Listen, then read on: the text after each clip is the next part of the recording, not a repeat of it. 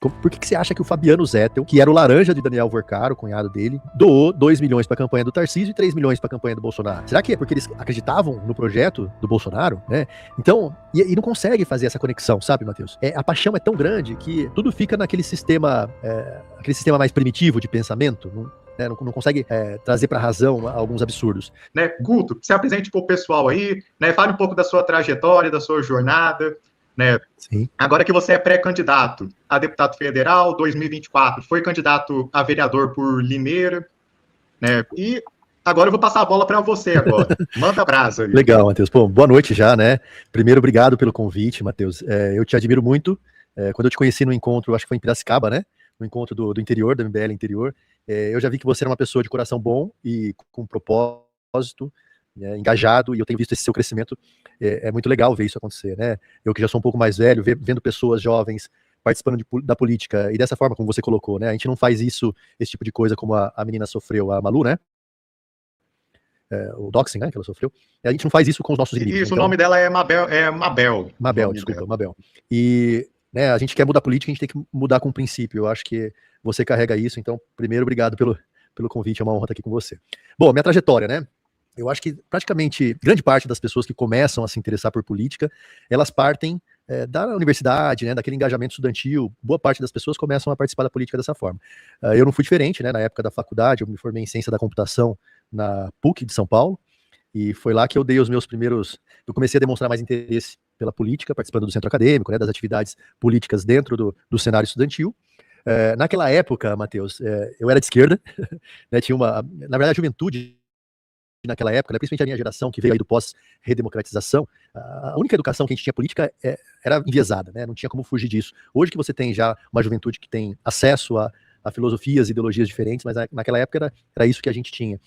E logo, com o tempo passando, né, Lula eleito, PT, a esquerda no poder, a gente começou a ver que não era nada daquilo, né, e que era tudo um grande teatro, uma grande mentira. Foi aí que eu comecei a estudar outras vertentes, né, estudar um pouco mais sobre a ideologia tanto liberal como conservadorismo, né, e me interessar mais por isso. Bom, passou esse tempo, eu voltei para Limeira, né, para minha cidade, e aí 2014, né, depois daquela eleição da Dilma Rousseff, que foi uma eleição muito, muito acirrada, né, entre ela e o Aécio Neves. Ela ganhou, acho que por poucos por cento, 2%, 3%, era muito pouco na época. E aquilo meio que tomou todo mundo, né, de uma revolta, porque não era possível, né, diante de tudo aquilo, né, já começavam a vazar as coisas da Lava Jato, do escândalo da Lava Jato, do Petrolão, já tínhamos passado pelo Mensalão, e a revolta ali da sociedade, né, era muito grande, e foi aí que a gente começou a fazer as manifestações. Aqui em Limeira, em 2015, a gente se organizou aqui, na época a gente estava alinhado ali ao movimento Vem Pra Rua, não sei se você conhece, que era um movimento que participou principalmente do processo de impeachment da Dilma, né? Eu lembro do Vem Pra Rua. Depois o movimento acabou esfriando, e aí em 2022 ele praticamente acabou. Acho que acabou, nem tem mais nada, né? Eles não fazem mais nada. Mas na época... Eu acho que o que sobrou se bolsonarizou. Isso, E foi, inclusive, né, um dos motivos da minha saída do movimento. Bom, fui pro Vem Pra Rua, organizamos manifestações, teve impeachment da Dilma. Eu saí por um tempo do movimento Vem Pra Rua, porque eu fui trabalhar na gestão pública, aqui na Prefeitura de Limeira, como diretor do Departamento de Educação Ambiental, onde eu fiquei por alguns anos, né? E fui candidato daí em 2020 para vereador. Quase fui eleito, fiquei por 70 votos da eleição para vereador em 2020. Foi legal, mas é triste, né? A ressaca eleitoral depois foi muito grande, porque até a última parcial, Matheus, a gente estava sendo eleito. Eu estava levando a segunda cadeira do partido na época. Aí, faltando 1,5%, eu acabei tomando a virada, né? E não sendo eleito. Então foi complicado. Depois disso, eu voltei para o movimento Vem Pra Rua, aí eu fiz parte do Conselho Nacional do movimento, onde eu tive a oportunidade de participar das ações mais em nível nacional, né, com o Vem Pra Rua, até a gente ter essa divergência, né, em relação a como seria o segundo turno das eleições em 2022, né, Bolsonaro perdeu a eleição. Então, Matheus, a gente estava ali, né, o movimento participou do processo do pedido de impeachment do Bolsonaro, não sei se você lembra que teve até manifestação no dia 12 de setembro, nós montamos um caminhão do Vem Pra Rua na Paulista para pedir o impeachment. Então estava todo aquele clima, né, de oposição ao Bolsonaro. Mas algumas pessoas do movimento resolveram que que o movimento deveria fazer um apoio velado ao Bolsonaro no segundo turno. E para grande parte das pessoas que faziam parte do núcleo ali do Conselho Nacional, a gente resolveu sair, né? Sair do movimento, porque não fazia mais sentido. A gente que fez tanta propaganda contra, né? Até pedimos impeachment do presidente, não fazia sentido apoiar. Foi aí que essa divergência que me fez sair do movimento Vem Pra Rua. Poucos meses depois eu fui convidado para fazer parte do núcleo aqui de Limeira, né? do Movimento Brasil Livre aqui, do núcleo daqui de Limeira, através do Alain Giacomini, que era o coordenador aqui do município. E aí eu comecei a militar dentro do Movimento Brasil Livre, a gente fez algumas ações aqui. O Renan Santos viu um vídeo meu na página do nosso núcleo, me convidou para fazer parte do MBL News, então durante alguns meses aí eu fiz parte da bancada, à distância, né, daqui de Limeira. Foi uma experiência também muito enriquecedora, né.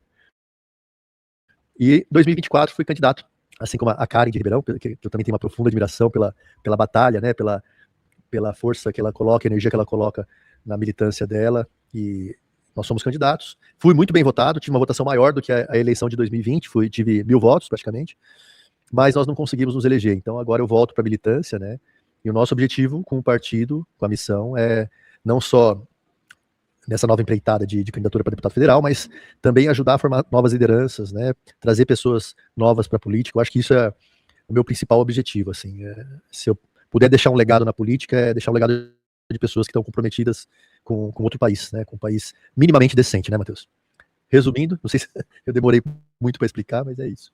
Né, fica despreocupado com isso, Guto. Né, aqui eu quero que você se sinta à vontade, leve o tempo que você precisar para fazer as suas falas, análises, explicações, né? E, né, eu achei interessante você ter comentado que você fez parte do Vem Pra Rua, né?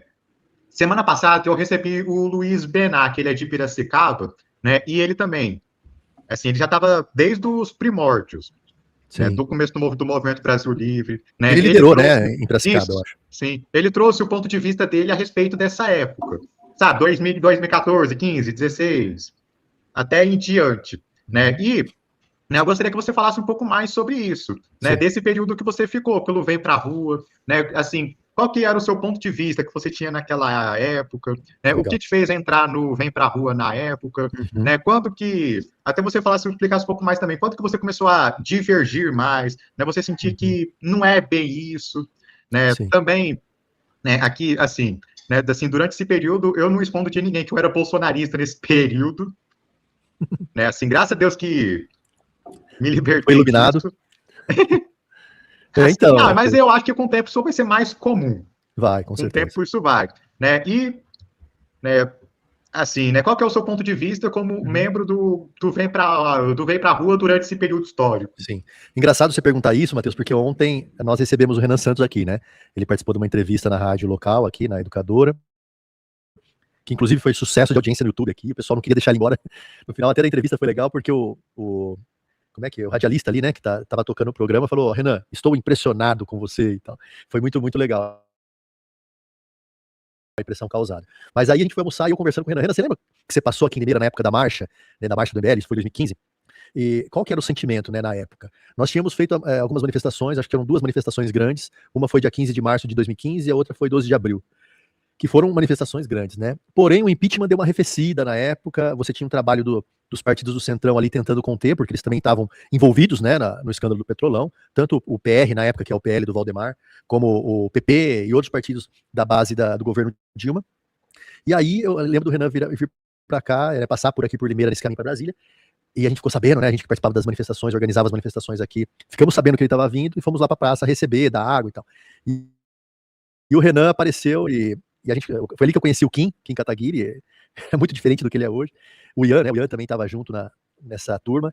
E o que eu achei mais interessante na época, Matheus, é que, conversando com o Renan, eu nem tinha essa barba branca na época, eu falando, pô, Renan, tá difícil, né? A gente fez 2 manifestações gigantes aqui, lotamos as ruas, né? A opinião pública tá fervendo a favor do impeachment, mas parece que não vai sair, né? A gente não vê nada, ninguém se mobilizando para esse impeachment. Aí o Renan falou assim, não, vai sair sim. Ele falou, ó, nós estamos indo para Brasília, o Eduardo Cunha tá super pressionado com a Lava Jato, nós temos o partido tal, o MDB que vai sair fora, tem o Michel Temer, e ele começou a traçar todo aquele plano, né, aquela estratégia para o impeachment, e o mais engraçado de tudo que aconteceu exatamente como ele colocou, entendeu? Você vê o poder de análise, de estratégia e foco, né, energia, porque foi lá, eles foram para Brasília, acamparam na frente do Congresso Nacional, e a coisa aconteceu exatamente do jeito que ele comentou. Qual que foi o grande sentimento, né? Passado as manifestações, Matheus, Dilma caiu, e aí o que a gente vai colocar no lugar, né? Ficou uma lacuna de poder aí, que até o Renan comentou ontem, né? Pô, que tristeza, né? A gente fez tudo aquilo que a gente fez, e o Bolsonaro foi eleito, cooptou tudo aquilo que a gente construiu na rua, né? Porque assim, o Bolsonaro e o bolsonarismo não colocou ninguém nas ruas. Quem colocou foi o Movimento Brasil Livre, Na época o movimento Vem Pra Rua também contribuiu muito com as manifestações, e a gente perdeu a frente da coisa, entendeu? E o Bolsonaro acabou cooptando essa energia pós-impeachment, e a gente passou alguns anos aí sofrendo um pouco com isso. Quando eu voltei pro movimento Vem Pra Rua, que eu acabei, né, sendo convidado para fazer parte do Conselho Nacional aí, foi uma época muito boa, era uma época boa e também ruim ao mesmo tempo, porque a gente era oposição ao Bolsonaro, então eu perdi muito amigo, pessoas que eram muito próximas, que eram tão apaixonadas pelo bolsonarismo, que não conseguiam entender nada do que a gente tentava colocar luz. Então a gente tinha até na família, viu, Matheus? Muita gente, né? Todo mundo que fez oposição ao Bolsonaro, que era de direita na época, sofreu muito. Acho que sofreu mais do que os próprios esquerdistas do outro lado. Mas foi um momento que eu cresci muito, né? Eu tive a oportunidade na época de entrevistar o Sérgio Moro, fiz uma live com o Sérgio Moro, entrevistei o senador Alessandro Vieira, também tive essa oportunidade, várias celebridades aí políticas, né, que eu não teria acesso se não fosse pelo movimento Vem Pra Rua. Mas chegou um momento que algumas pessoas que estavam mais preocupadas com, talvez, cargo político, sabe?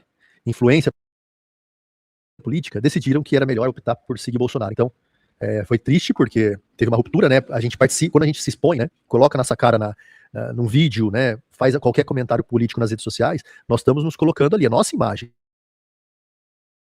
Né? Quem sofre os impactos positivos e negativos dessa exposição somos nós. E depois a gente viu tudo isso sendo jogado no lixo, né? Perdemos uma baita plataforma. Mas a esperança sempre esteve ali com o MBL, porque por mais que eu tivesse num outro movimento, sempre tive muita admiração, tanto pelo Kim Kataguiri, pelo Renan, por toda a turma. Teve um episódio até interessante, Matheus, da época do vazamento das mensagens do Arthur Duval. Né? Eu fazia parte do conselho do Vem Pra Rua.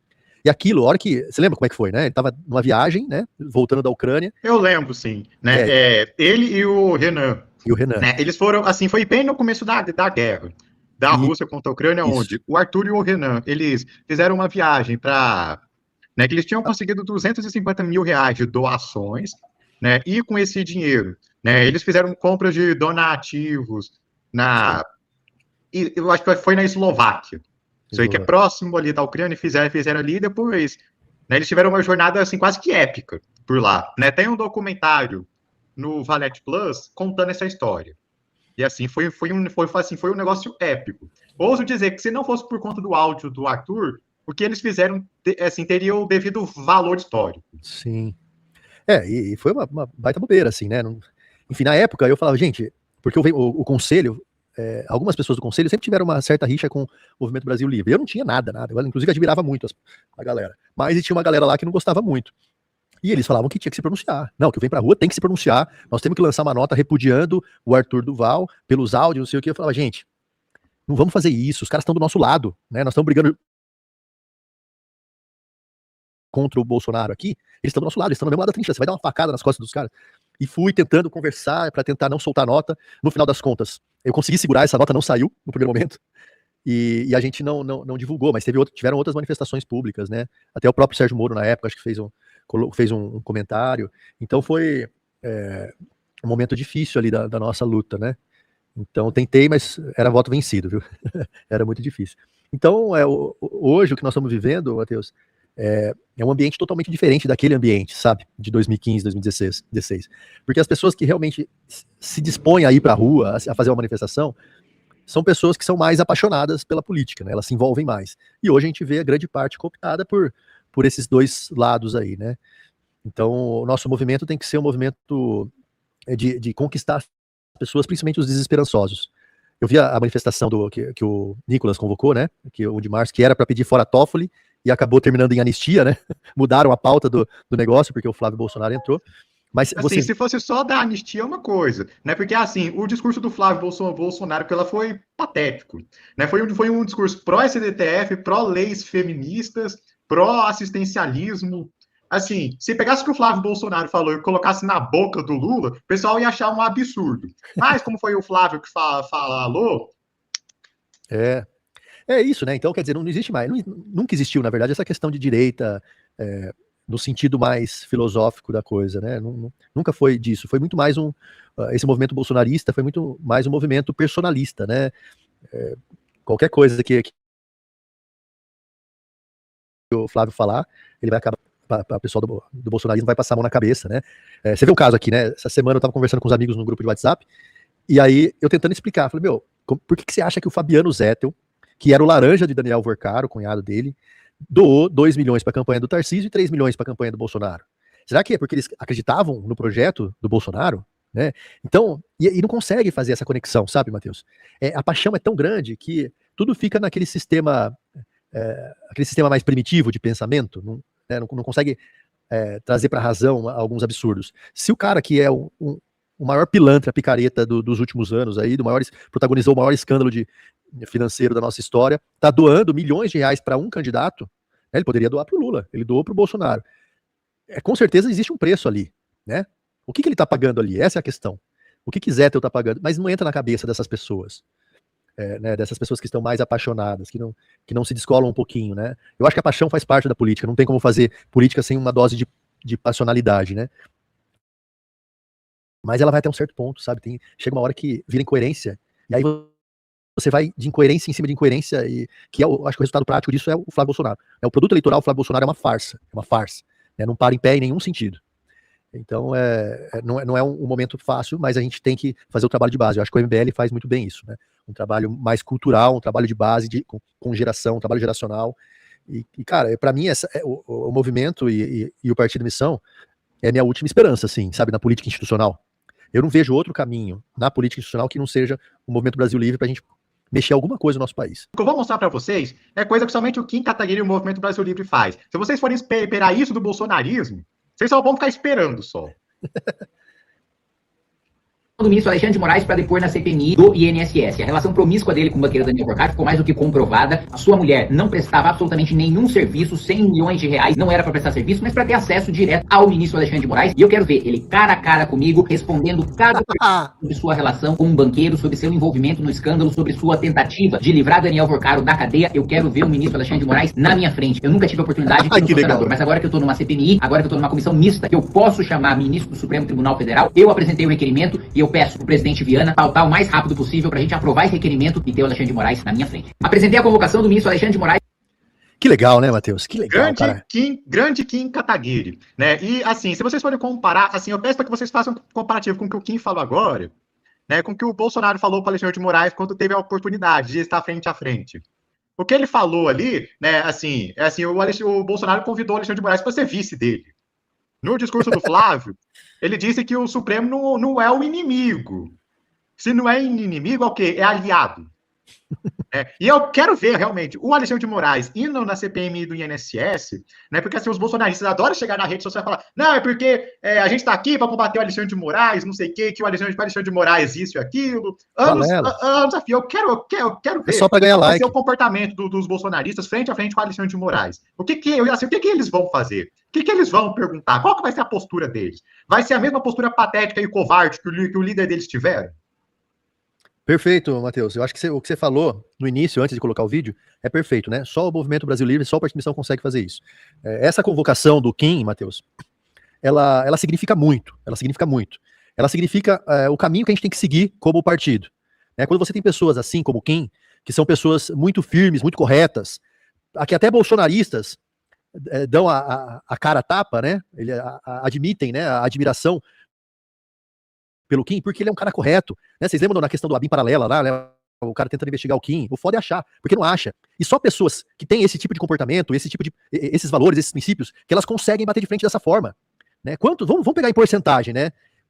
Perguntar até para você, Matheus, qual que é a porcentagem dos parlamentares do Congresso Nacional que conseguem gravar um vídeo encarando o Alexandre de Moraes e convocando ele para depor na CPI? Eu respondo, nenhuma, zero. Eu não sei se nenhuma, zero, mas 5% no máximo, nem isso. E eu não acho é que só nem isso. Talvez nem seja isso, mas não é só isso, é coragem. Porque por mais que você não tenha rabo preso, por mais que você seja um político correto, né, que nunca fez nada de errado na vida, mesmo assim, para encarar um ministro do Supremo Tribunal Federal dessa forma, você tem que ser corajoso, né? E eu acho que o Kim é o exemplo maior do político que a gente deve tomar como exemplo para todos do Movimento Brasil Livre, todos os políticos que estão agora no Partido Missão, de seguir esse cara como exemplo, porque, cara, se a gente tiver 10 deputados como Kim Kataguiri no parlamento, a gente vai transformar esse país muito mais rápido do que a gente imagina. Mas a gente precisa ter pessoas corretas que podem fazer isso.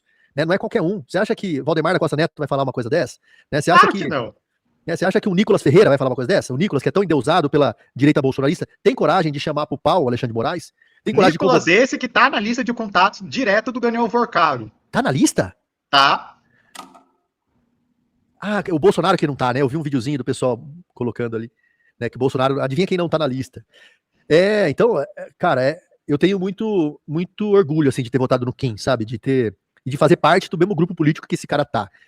E eu acho que todo mundo tem que tomar ele como exemplo e eu fico feliz, assim. A hora que eu vejo esse vídeo, cara, me dá uma esperança no país, Sim, com certeza. que não é fácil, né? Sim, Hã? Guto, assim, o Kim, né, assim, se me dissessem o que você espera, assim, qual que é o melhor brasileiro, né, que você poderia ter como referencial para ser a média do brasileiro, né? Vamos lá, partido Missão chega no poder, a gente fica, sei lá, se Deus, assim, se Deus nos permitir, ficar 30, 40 anos no poder e a gente consiga fazer tudo aquilo que queremos fazer.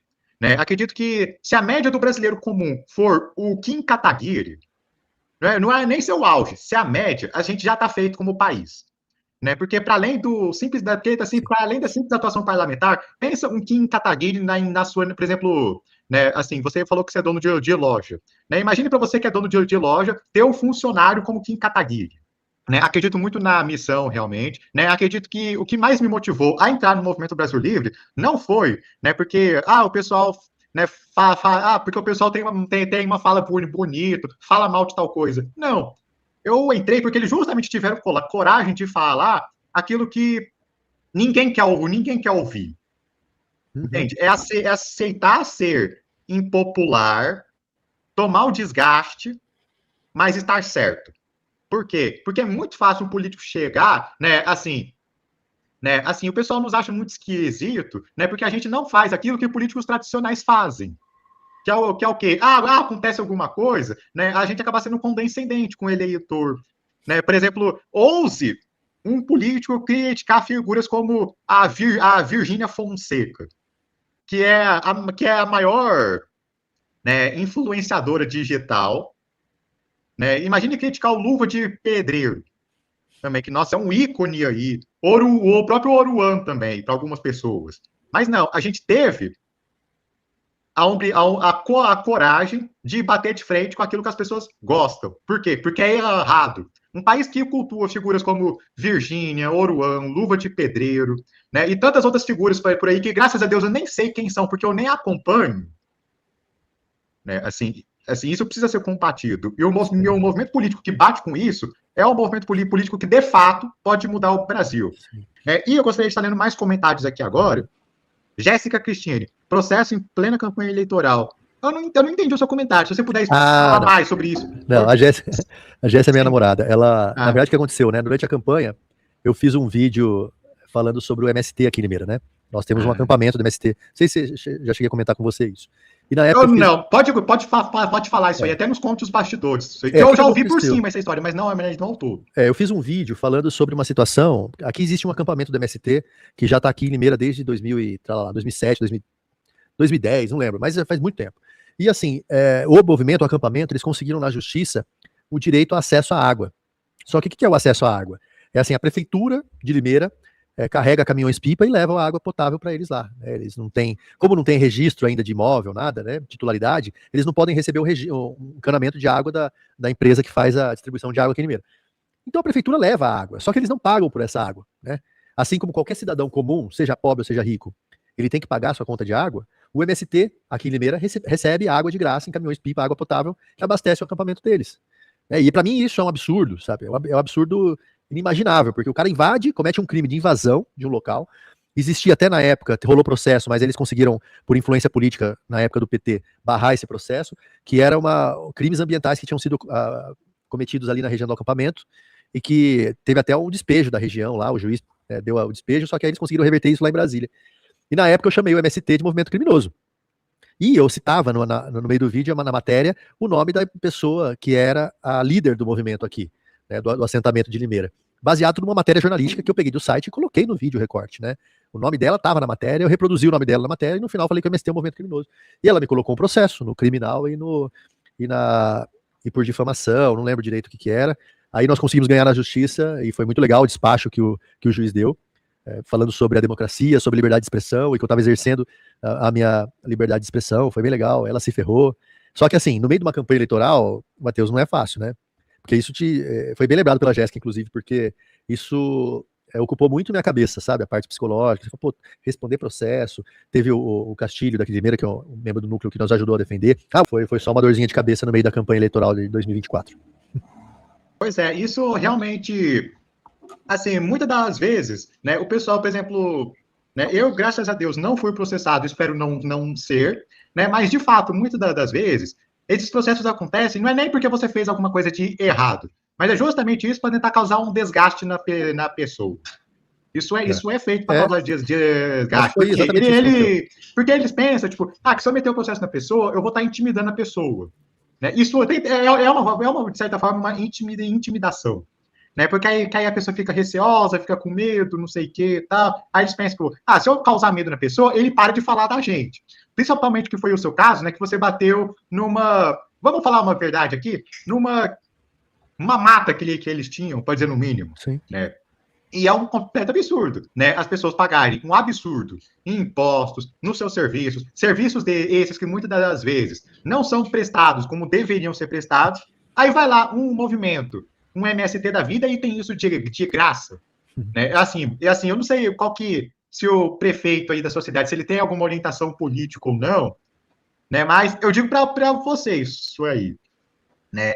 Isso até é um grande exemplo, né? Assim, se eu for cada que era prefeito, ele é do centrão, direita, esquerda? Então, esse atual prefeito, na época não tinha sido eleito ainda, né? Ele é filho de um prefeito que foi cassado aqui em Limeira, e esse prefeito era o prefeito que estava na época olha que coincidência, né? Que estava na época que o MST invadiu a região. Essa área, na verdade, ela não pertence ao município, é uma área que era a massa falida da antiga FEPASA, né? A Companhia de Ferrovias aí do Estado de São Paulo, que quando fechou, todo esse espólio aí foi para a União.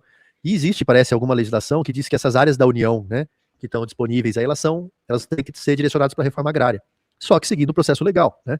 Então o que eles fazem? Essa galera aí fica olhando onde tem áreas da União e invade lá, porque sabe que isso mais para frente eles vão poder ter o direito ao uso ali, né? Ou titularidade, não sei. Normalmente o MST não quer titularidade para não dar independência para a galera que está ocupando ali, né? Claro que não. Mas foi isso que aconteceu. E foi muito engraçado, porque assim, ela